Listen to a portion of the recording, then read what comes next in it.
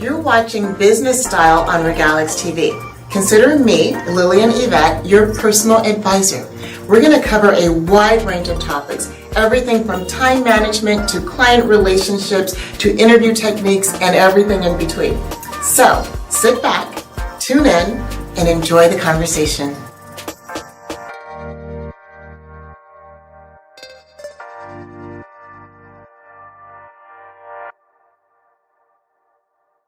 Welcome back to the latest episode of Business Style on Regalix TV. I'm Lillian Yvette, and as always, I'm your personal advisor. Today, I am very excited to be sitting with Kevin Benedict. Kevin is our Senior VP here at Regalix, but beyond that, he is a prolific writer. He is what I would call a content creator extraordinaire. He is a lecturer, he is a host, he is a plethora of so many different things. So we are really lucky to be able to steal some of his time and chat with him today.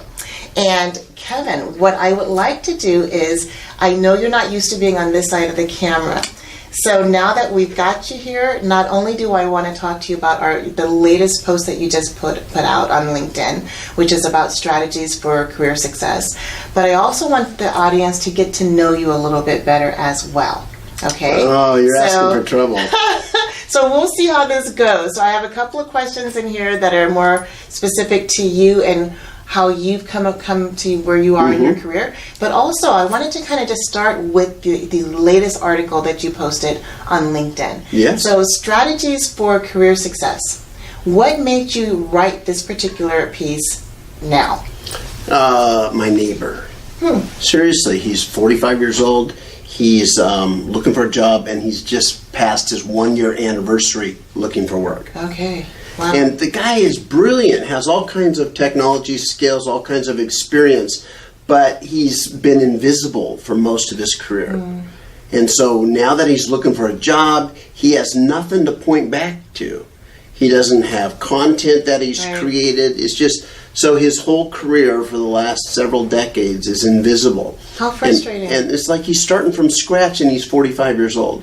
Okay. And so I was thinking through this, I said, what advice, what could somebody do during the course of their career to prepare themselves for job change whenever that comes? Because in technology, especially in technology, people are changing jobs every 3 to 4 years. Exactly. On average. Exactly. And so you always have to be on top of your game. You always have to be ready to be able to show off the work you've done. I think that's so important. I feel for your neighbor because that is a very frustrating place to be. You've worked for decades and it's like you're invisible.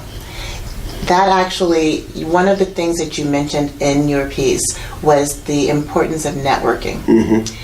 When you were thinking of your neighbor or anyone who might be in a similar circumstance, why do you think networking, especially now, is so pivotal? Well, because you can create content, but if nobody sees it, does it really exist, right? So you need to be able to share your content, and so you need to have a network of people that can see it and comment and actually do something about it. And if you want to be in a particular industry, get to know the people in the industry. So when you're looking for work, you're not starting cold. You've got this whole network of people within banking, if that's your thing, or technology, because you've spent your career in there. And if you have worked at a big company, you had a big network at one time, you don't want them to forget you when you leave and you're 28 years old, because when you're 48, they're looking to hire vice presidents and everything else, and you want to be considered and you want that network to be active. Exactly. So you don't want your network to die away and shrivel up either. So you want all those contacts throughout your career to be live, so you need to feed them content. So they're like, oh, Kevin's still around. He's still out there writing. He's out there doing videos. I see him all the time. Boy, you know what? Maybe he's a good candidate for a startup here or a big company here. Yeah. So you're talking content now. So the networking part, that's the audience. The content creation can also help you get the audience. Yes. Where does someone start? How would you recommend someone actually go about starting to write a blog or starting to write articles that show that they're thought leaders or experts in a certain area? What do they do? Every one of us in our roles and our jobs start developing expertise. Little by little, you become an expert in your area. Now, a lot of people just put that in their pocket and don't share it. But what I'm advocating for somebody that really wants to be on top of the game for career advancement is you write that stuff down. You put together a list of 15 things I learned in 2018, or here's what I want to learn in 2019, and here's the reasons why. You put that kind of content together, not only do you have an art, kind of a library of things you've done in your past, right. but the act of writing is also the act of learning. So you're consolidating your own thoughts about what did I learn last year, by the way. And when you're thinking through the process, you write it down and you start going, boy, I learned a lot of good stuff, and now I'm going to share that. And it reinforces what you actually have knowledge about, but it actually helps cement it. And it puts content out front of your network, and your network goes, Kevin's still alive. Exactly. And he's still learning. You personally use LinkedIn quite a bit. I know you tweet and so on, but tell me, when it comes to someone who is new to LinkedIn, I know social media is not exactly your expertise, but you use it like an expert. So is that where you would suggest that they start? Absolutely. And if you don't feel comfortable writing a paper or a report or something and sharing it out there, well, when you find good articles, share them with your network. Right. That, again, puts you up front, right? Good point. And that's an easy way to ease into it. Yeah. I like it. But I would advocate everybody, document what you're learning. Share it with your audience. When you find an article, put a powerful comment on it. So you can read, let's say, an article out of the magazine Fortune, right? Right. You don't have to write an article about that. Right. You can write a paragraph summarizing the points that you thought were most helpful. Right. Again, that puts you on top of somebody else's article. People still see you. You're active in your network. People follow you. All that. I love it. I actually need to do more of that myself. So I'm definitely taking notes in my head. So I'm really curious about your journey. What led you here where you actually have become an expert at creating content and leveraging social and personal branding? How did you get here? So if I go back to even 1992, I wrote my first blog, and I built my first website. Oh my! And wow, I started you were kind of an early adopter, huh? Yeah, well, I was in technology, and it was cool, and that's what people were talking about. So I went out and played with it. But then I started, you started doing emails, you start messaging. Then you find these online discussion rooms, right? These forums, if you would. And I was in the industry I was a part of was in EDI, which is electronic data interchange. And it's a way of transferring money through banks. It's a message that banks share with each other or other companies share with each other. So it's their business documents in electronic format. Anyway. So I was in that industry, and I started writing about all the things I'm learning. I started teaching classes and started lecturing on how to start and what the strategies are for trading partner onboarding. And I started writing and sharing, and I was like, whoa, look at this. People from all out around the world are commenting on something I wrote. Because it was all new. We weren't even hardly on email. Kind of thrilling and daunting at the same time. And it's funny, I met people that I'd been discussing technology with online, and when they'd meet me, they're like, I thought you were like 6'11", 400 pounds, and were a grumpy old man the way you write. He said, but thank you for writing because it's really informative. And I was like, wow, you can have a persona online. You can influence people, and they can, and so I started recognizing you can develop a persona and credibility and expertise by sharing and interacting with people online. And I just never stopped. I think that's fantastic. I didn't know that about you. And I really appreciate you sharing it with me and with the audience. One of the things I noted that surprised me in your article was the idea of doing a business plan for yourself, even including a logo. And I literally kind of stepped back and thought, oh gosh, really? So talk to me. First of all, do you have your own logo? I do. You do? I do. Okay. And tell me about the benefits of approaching your personal brand in this way. When you look at a professional athlete or even a very good college athlete, you start finding out that they've been coached on how to have their own personal celebration when they score a touchdown or they're trying to stand out from the crowd. Jay Ajayi, who was a graduate of Boise State University, he had the J train. So every time he'd score a touchdown, it was like, woo-hoo! So these are not as spontaneous as we would think. No, they are actually strategically they're creating, because they recognize that they're an athlete, but they're also a business. Yeah. And so all their skills, if they don't package them right and share them with the world, they aren't valued because people don't know they're there. Right. So they start creating their own little celebrations. They create their own nicknames. They create their Instagram accounts and their Twitter accounts. All of it is to start building this audience. And right now, Dallas Cowboys have another Boise State #1 draft choice. His name is Leighton Vander Esch, and he's the Wolf Hunter. So now he's selling. He's already got the yeah, wolf oh hunter. yeah. So he's got the howl when he chases somebody down and tackles them. He jumps up and goes, oh! So he howls, and he's selling T-shirts now from his own store called the Wolf Hunter, number 55. Bottom line is he's treating himself and his skills as a business. Right. All of us can do that. So you remember we talked about personal branding, and I actually did a segment on Business Style about personal branding. This is personal branding. These athletes at least on a completely different level, all the way down to the howl. But you can do it, and I can do it. All of us can do that.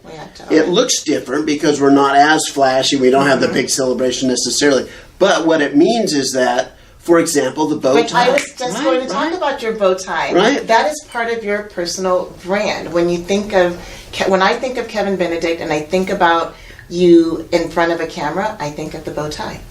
And so you've already programmed. I know, and that's kind of that's a mistake, right? I always talk to my friends and say I should have done flannel, because that's more comfortable than dressing up each time. But this is more memorable. Okay, so yes, that's another example of that. Okay. But you create your blogs, you write, you provide content, and if you provide content that is actually helpful and useful to people that are coming into the industry or wanting to learn about your area, and you're giving them really good advice, they're loyal followers. Yeah. So then you have a brand, you're building your network, you're sharing content out there. And the idea is if you have that nicely packaged, that's your business. It's the enterprise of me, the enterprise of you. That's your business. And so as you advance in your career, you've got a consolidated, nicely packed, wrapped with a bow on it. This is your business, and you can take it where you need to in your career. That's brilliant. I love it. So you talked about advice, giving advice that's valuable to other people. What's the best bit of advice you've received personally in your professional career? It's actually from Benjamin Franklin in the book I was reading, his biography, or autobiography. He says that if you work hard and take care of what's in front of you every day, you don't have to worry about the future because the future will take care of itself. You just have to do a good job and work your best every day, and it all stacks up. It's like building blocks. And then after 15 years, suddenly you're being promoted. After 20 years, you're in a senior position. Your finances look a whole lot different than they did when you started your career. And it's just because you did your best every day. Right. So I like that. Do your best every day. That's going to be a mantra of mine. I think it's awesome. And the future takes care of itself for the most part. So you don't have to worry so much. Yeah. Okay. So if you were to describe yourself in a hashtag, what would it be? What's your business style in a hashtag? Hashtag out front. Ooh. Because if you think of a room, you could be in the back row, right? You could be hidden, nobody sees you, or you could be out front. Right. And I say, if you have that choice when it comes to looking for the next job, if you've been out front and you've got lots of content and you're active in the industry, you're writing, you're sharing, you're teaching, you're lecturing, you've got so much content in your portfolio that not only do a lot of people already know you, so you have a warm environment to go look for the next job, but you've got a portfolio of, you want to see me give a keynote address, here's a YouTube video. Right. You want to see, can always pull a from lecture, here's a lecture. Right. Here's video content that I've done. Here's written content. Here's reports, technology reports. Here's my work as a futurist. You can see that, and you can see the kind of credibility I have. Yeah. So if you have that and you're out front, and I learned that because this was probably 10 years ago now, I got an email from a person in the technology field saying, there's 3 of us from this company that want to come have lunch with you. And would you be willing to have lunch with us? I said, sure, come on, and they're going to buy me lunch. So I sat down with them. All 3 had just got laid off. But here's the challenge. All 3 of them had spent the last 10 years in the very darkest back room on a green screen working on some old mainframe code. Yuck. Old technology. Yuck. They hadn't updated their skills. Nobody even knew they existed back there except their families. So that when it came to who's going to be laid off, I could just see it right now. Their area manager looked and said, who are these 3? Right. I don't even know them. They're the first going to get laid off. They came to me and said, Kevin, we see you everywhere on the, LinkedIn, on Twitter and everything else. How can we do that? And like, dudes, it's too late. Yeah. Coming now, you should have been doing this for the last 10 years in preparation for this inevitable time. Yeah. And I want to actually stop you there. I really want to underscore that it's not enough to have a resume. Because your neighbor has a resume. Those guys who are working in the darkness of the room, they had a resume. But at the end of the day, nowadays, we need to be, to your point, hashtag out front. And that is a living kind of testament to everything that you're doing. A little bit of this, a little bit of that. Very accessible, very packageable, very brandable, so that you can always pull from it. I think that's one of the key things that I'm going to take away from our conversation. And you don't have to be flashy. Yeah. You don't have to be somebody that's craving the spotlight. You can just be willing to share. Because there's a lot of experts, technology experts and industry experts, that all they have to do is share what they're learning, anticipate questions, say, here's 5 big questions that people ask in this industry. Here's my thoughts on those questions. So it's really just sharing. Yeah. So they don't have to be flashy, just willing to share what they know. Share what your knowledge. Yeah. So I'm gonna wrap this up with one of my favorite, one of the things that you said in your article, and I think it was number 15. I actually wrote it down so I wouldn't get it wrong. You said, "Drink from the fountain of eternal youth." I think it was. Yeah.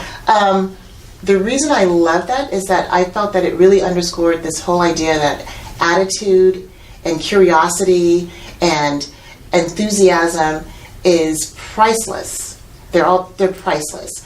And I wanted to get a sense from you, because when I see you come in and you've had an interview, or you're flying out somewhere, or you're doing a podcast, whatever you're doing, you have this insatiable enthusiasm.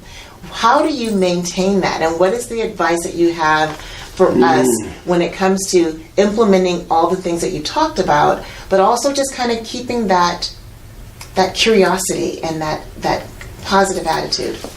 A couple things. One, I'm inspired by lizards.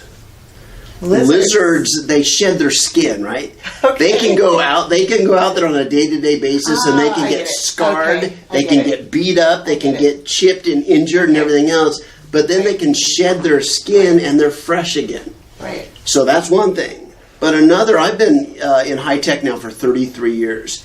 And I ask myself, as I'm getting older in my career, and I'm saying, like, how do people have longevity in technology? How do they get removed from consideration because they're either too old or their attitude doesn't align?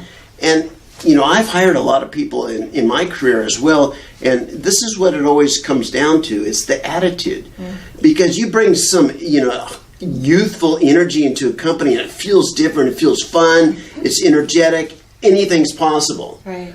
But then you can bring in some grizzled old industry veterans that they're so beat up, scarred, and bruised, and jaded that they're like, they sit in the back of the meeting like, yeah, I remember this in 91, I remember this in 96, I remember, and so they hear this and they went, yeah, I tried that back in 87, didn't work. So you have all this, and if people... It's a totally different energy. Yeah, if people bring that baggage and they hold on to it instead of shedding it, then they're going to be the first that people go, you know what? That's not a successful attitude that's going to get us to the next level. Right. So if we have to lay somebody up or change directions, that person's going to be on that list. We want the energy. Yeah. So, I mean, just out of self-preservation, seeing that in the industry, it says, you know, if you want to have longevity and technology around youthful startups and energy, you've got to find a way of maintaining that. Well, you definitely inspire me. I hope that our conversation inspires you in some way. But I am like, I'm going to be the lizard. I'm going to own it and just kind of start new every day. But until next time, this has been Lillian Yvette for Regalix Business Style, along with Kevin Benedict. Until next time, follow us on our Instagram and our social media channels, and I'll talk to you later.